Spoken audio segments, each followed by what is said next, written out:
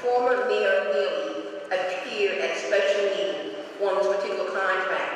And even he was not very pleased with the contract that was being proposed that you're now voting on.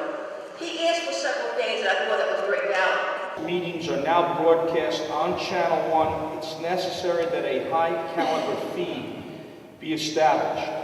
We're also requesting that high-end automated cameras be installed in strategic positions in both the caucus room and in this council so that better viewing and better hearing will be provided to the public who's tuning in.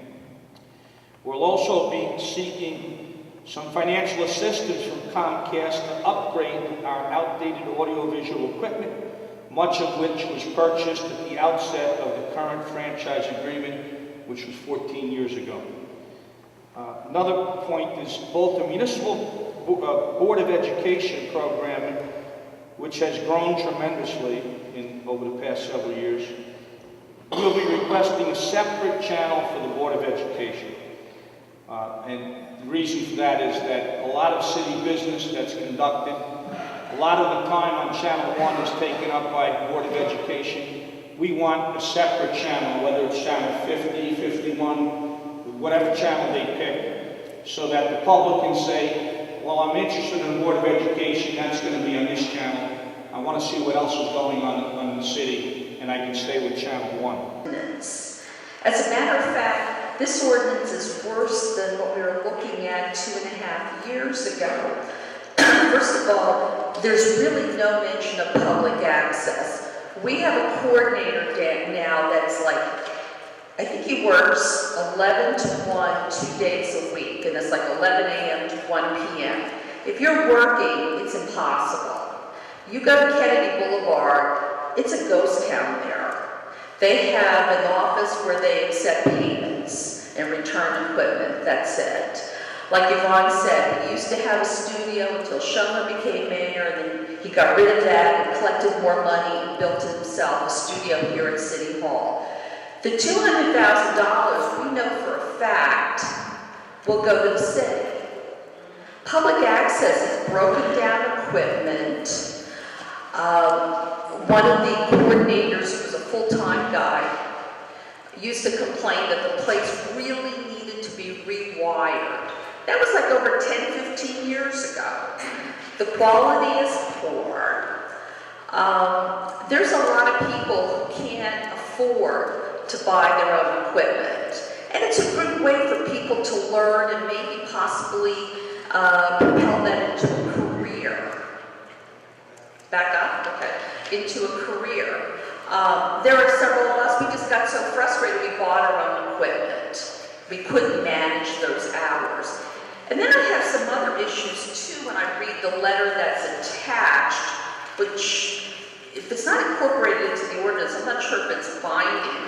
So Channel 1 could be moved to channel number 77 to 88 or 96 to 99. You might as well say Channel 1 is dead. To move that far down in the dial, unless you're Turner music, Turner Classic Movies, where I say, okay, let me watch Turner Classic Movies, nobody's going to watch it. A lot of people watch Channel 1 because it's the first channel. It's the first channel.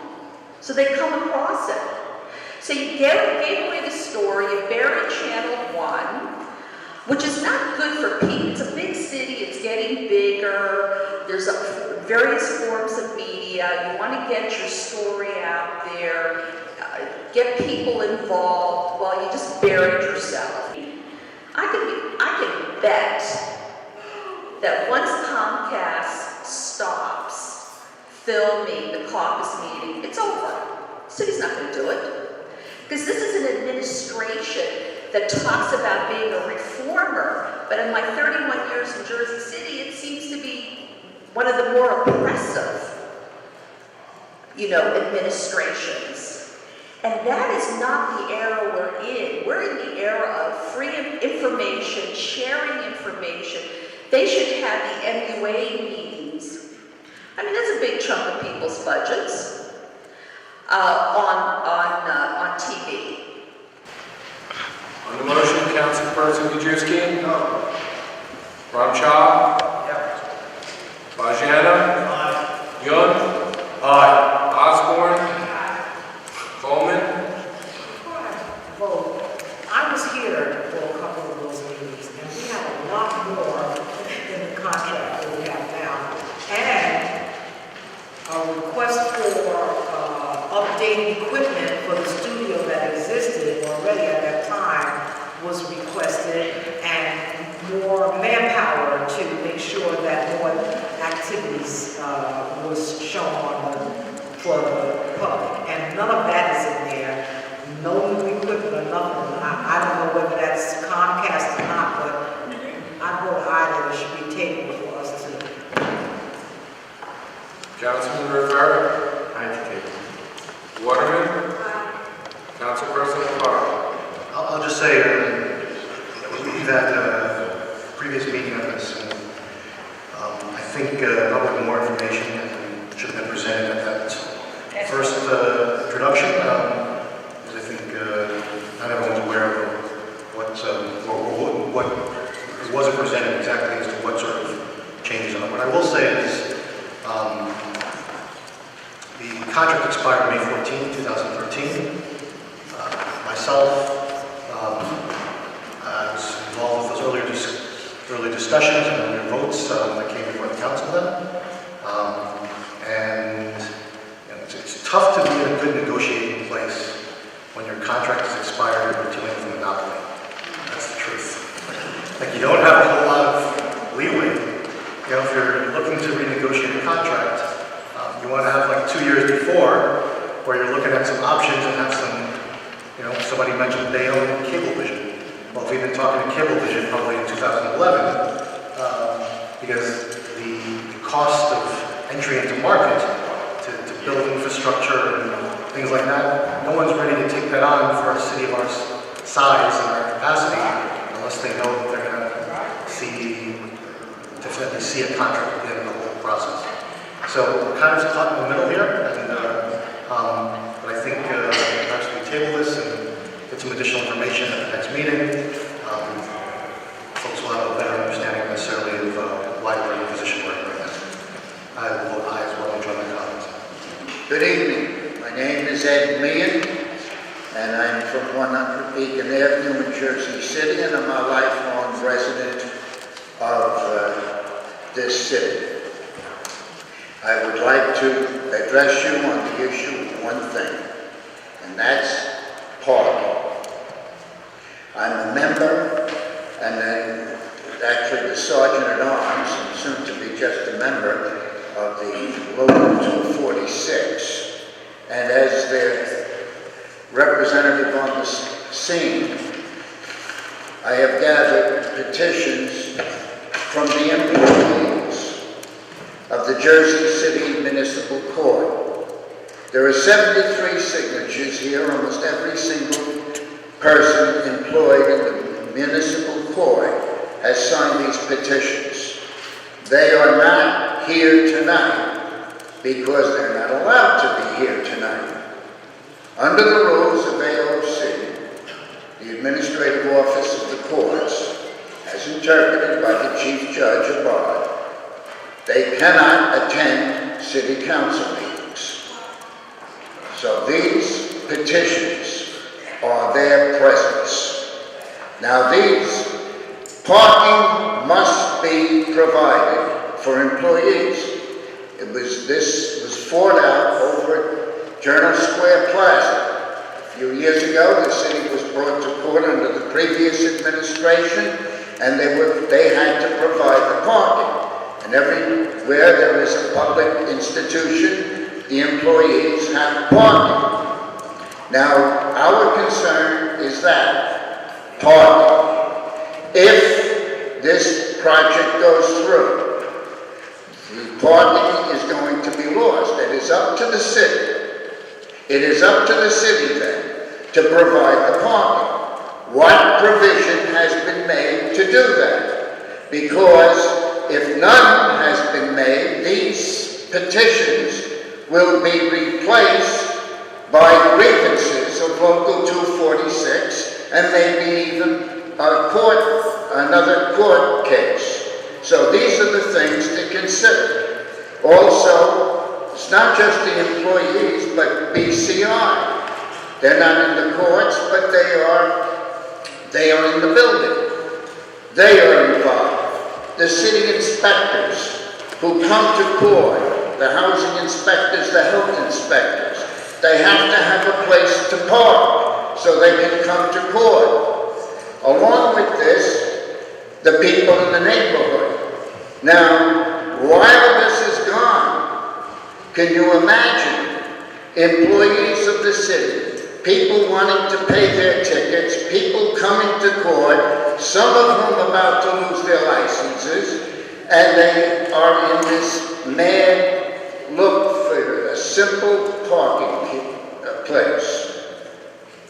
The issue is one thing, parking. If it's provided in a timely fashion, you have no problem. But if it's not, beware. I want to present these petitions to the city clerk on your... Eddie, who said that they can't come here and talk before the council? Is that a judge's decision? Yes, it is. The chief judge abide, and because I urged them to do so, and it's probably in accordance with the strict laws of the AOC. As a member of that group, the only reason I'm allowed here is because I'm the outgoing sergeant at arms. Otherwise, I cannot be a candidate. I cannot sign a candidate's petition. I cannot belong to a Democratic club or a Republican club. No. No, you can't. And it's not necessarily the debate that we need to have. No, under the AOC rules has been explained by the staff. We cannot do those. And in fact, if we belong to a nonpartisan group that endorses candidates, we can only be members and not be officers. So there are serious restrictions there. Okay, thank you. A homeowner, taxpayer, and small business owner all right here in Jersey City. I'm a local attorney. And I addressed this esteemed group last month, if you remember. It's a pleasure to be here with you again on the same issue. I'm also a public defender for the city of Jersey City, which is an independent contractor position. I have my own private law firm, and once or twice a week, as needed, I come in and handle cases for the indigent. The sale of this parking lot without any preparations or arrangements made to provide parking is extremely short-sighted and not in the best interest of the citizenry of this city. I really, truly believe that. The lot provides parking for over 100 prosecutors, public defenders, court employees, and from time to time, as noted by Mr. Meehan, police officers and city inspectors that are responding to subpoenas so that they can testify at trial on behalf of the state.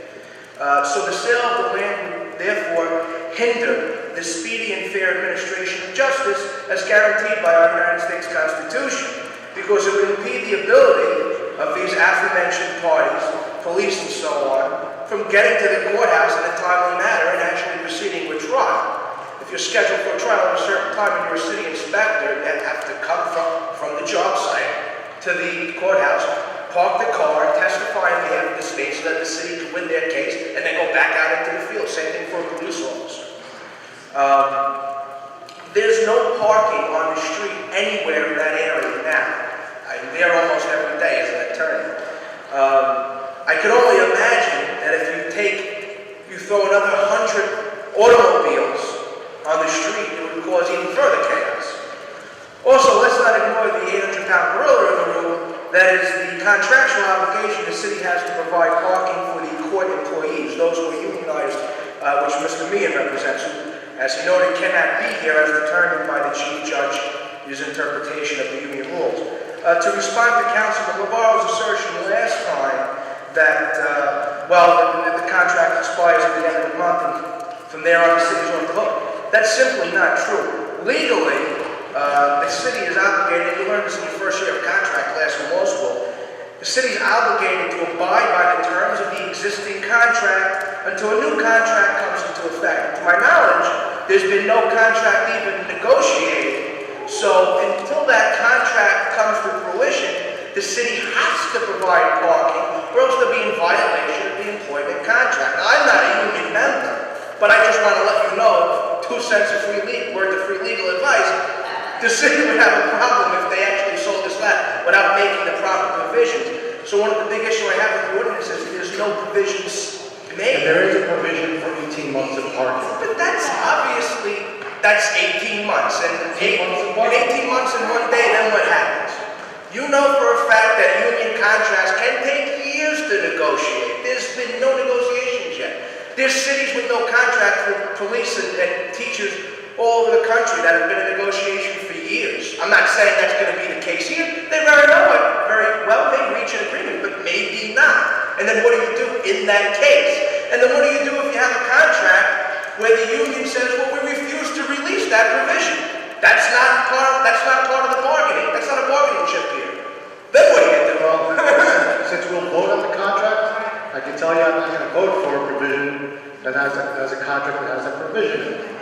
Right, it has to come to a vote. I mean, that could take, no one knows how long that would take procedurally. I mean, realistically, no one knows. So I'm just asking for more preparation if you're going to sell a lot of land. 18 months is great. It's very nice of the developer to offer that to us, but that's not definitive. Lastly, to address the people with signs in the back of the courtroom here, we need tax revenue. I absolutely agree. The city does need tax revenue. There's a lot of non-renewables. But given the current administration's abatement policy, it's evident that more than likely this project will probably get a 30-year tax abatement, in which case tax revenue probably there would be no extreme beneficial tax revenue benefit to this project, to address that concern. Next, with regard to parking lot equals expense. I don't really understand that. I asked the lady what she meant by that. She really didn't have an answer. She didn't know what to say. I don't see how they equal expense, considering they cost almost nothing to maintain. It's not a building. There's no mortgage on the property, so it's essentially an asset held by the city that, if nothing else, balances the equity of the city. So if you sell off a piece of land that the city owns free and clear, you're diminishing the equitable value that the city holds in its own land, which, again, short-sighted and, in my opinion, not a very good move. Strategically, and being a fiscal conservative, I wouldn't recommend it. Finally, an alternative, in my opinion, would be to simply take a portion of the proceeds from the sale of the parking deck, okay, and use that, from the sale of the parking lot, and use that to build a parking deck on the lot located directly behind the municipal court, which is already owned by the city, which would then cure all ails. If you're going to sell this for a large portion of money. That's been discussed as well. Okay, but I think it should be contemplated in the ordinance so that one is contingent upon the other, so that all things will be resolved upon the passage of the ordinance. Oh, and, excuse me, on a final note, I do have signatures that I gathered on my own petition, except these are from local business owners and residents in the area. I gathered a couple dozen, being a father.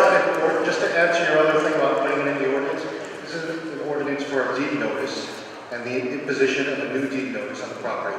There will be another ordinance that will actually convey the property to the Jersey Redevelopment Agency. I understand.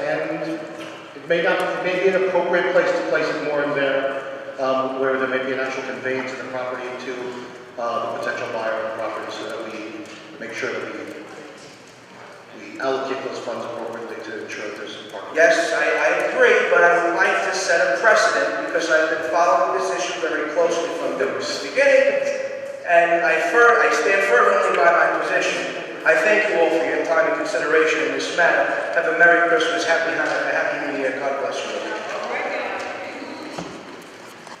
You know, as a councilman, when we hear the complaint from the people, so number one is crime, number two is parking. Or, depending on some area, parking is number one. It's linked with the quality of life issue people of Jersey City. If taken away, especially 360 to Summit, the parking lot are not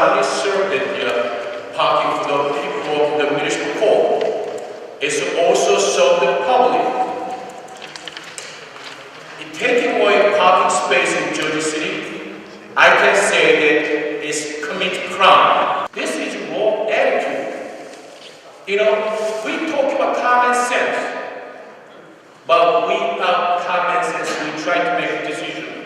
And this project, they will build 55 to 65 units, market value rental units, without parking space. Where do the people park in their areas? It's a wrong decision, and only they provide 8 months, and then 8 months later, what's going to happen? Be a smart. Please, I strongly say no, not because of the project itself, but situation we have in George area. Please, I want my colleagues to join with me. We should take away parking space from the Georgia City. Thank you very much.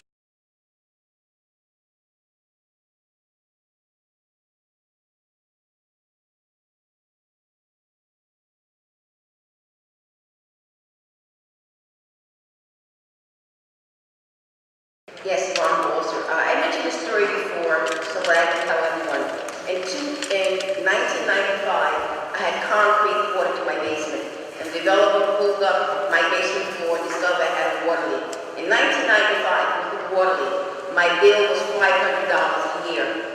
When I sold my property, and it was 8 people in the building. I sold my property in 2012. No water leaks, 6 people in the building, and I had it. And my water bill was $2,000. What we're looking at is a backdoor tax. Now, last week, the city of Jersey City had a lien of the people that could not pay their water and tax bills. Water is a tax on homes. When we're saying we need affordable housing, we need affordable government. It has been 3.75% increase since the days of Shunman. Every year since he had his franchise agreement, it's been a standard 3.75% increase. And then the MUA, of course, is spending a ton of money on Phillips, legal team, Dakotas, or whatever. It's just like, this is just another form of additional taxation, because then the MUA is going to have to raise the rates again, which for the one-family homeowner is not tax deductible. Well, Georgia City MUA has roughly $44 million in 2012, and then now close to $60 million surplus. But meantime, 2009 to 2015, they increased water and sewer rates almost to 54%. And in 2015, they plan to raise water 3.75 and the sewer also 3.75. Where did it come from the $60 million surplus? Because people of Georgia City pay high rates of water and sewer. And so it's very simple. In the meantime, City of Jersey City, water and the sewer, their infrastructure over 100 years old. So every time we go out, they have main water lines come down and sewer line. This is a good time to City of Jersey City have time to improve our infrastructure for the future of Jersey City, not the future, and of today. So I'd like to get the money, but this is with some kind of backward tax clear. And they got the money, not for the people, government. I will try to make it clear. And the other one, even one of the council persons say that, I'm pretty upset about what they say. Okay, yes. We try to produce a budget that is cost neutral. In other words, simply they talk about backward tax. Another issue is that what they say, city could use that the money from the MUA increased franchise to offset revenue lose from the tax abatement development. Then we should not improve the tax abatement. And when they increase water rate and the sewer rate, it's not only increase the rate for the tax abatement of the building, it rate increase all of the city people who use water. So this is myself, paying money is not a good idea. Like if you look at the future of Jersey City, it's a bad movement. So I vote no. Thank you, Councilperson Osborne. To me, so if you vote this down, and there's a rebate to all water payers, then the big winners there are the big businesses. And if you vote to take this money, then the winner is the middle-class taxpayer that gets squeezed over and over and over again. This is so clear. For every dollar, if it was a water rebate, for every dollar that we gave back to the big business and to the abated tax bill,